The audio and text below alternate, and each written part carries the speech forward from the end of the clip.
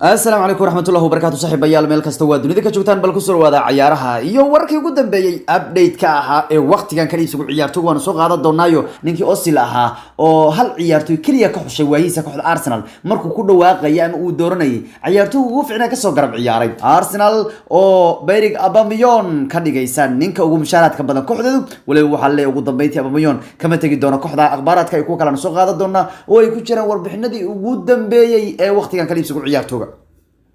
أصحابي عمدنا نقول تورس فراب كانوا سارة channel كسياد وهشام وقت كستي ساعات كستا معلومات كوجود بيجي كمال دارجا مدك الأوزيل أي هل عيارتو أرسنال كقصة دري كوحدي سرية يقولي كقصة عياري أوزيل أي قصة عياري كوحة كبدا عكتا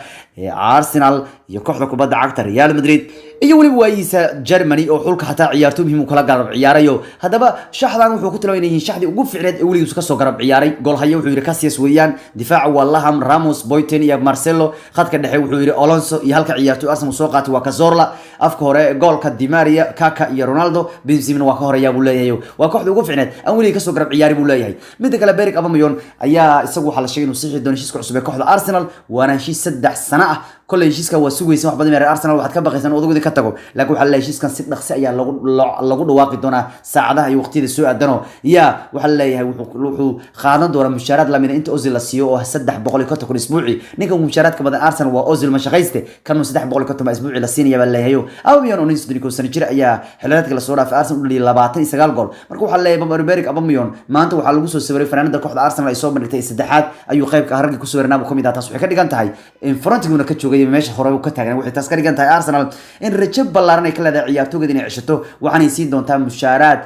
350 isbuuci waana inta uu Ozil qaatay ugu mushaarka badnaa kooxda ahaa hadda kuwa mushaarka badan baa laga dhigayaa 3 sano heshiis qaranka ku duugayayo Aubameyang waa sii joogaya ton mid kale Arsenal ciyaartooyda ciyaar suuqa lagu tilmaamo bad boyga loo yaqaan Gandusi ayaa waxa la leeyahay Arsenal waxay dalbatay 30 milyan maadaama ciyaartooyga soo dalbatay kooxda kubadda cagta ee PSG ayaa soo dalbatay waa leeyahay ninkan PSG uu ka soo mid ahaan jiray xiriirada da'yarka intuu dhaxay 2005 ilaa 2004 waxa la leeyahay ciyaartooygu Arsenal waxay yiraahdeen haddaad doonaysaan wayna 30 milyan bixisaan bay leeyihiin mid kale PSG waxa la sheegay inay soo gashay tartanka lagu jiro ciyaartooyga Hector Bellerin balse Barcelona ayaa sidoo kale doonaysa waa leeyahay ciyaartooyga sababtoo ah Barcelona waxay doonaysaa in sanadkan iibiso sameedo ay soo qaadato ciyaartooyga lagu magacaabo Bellerin baa leeyahay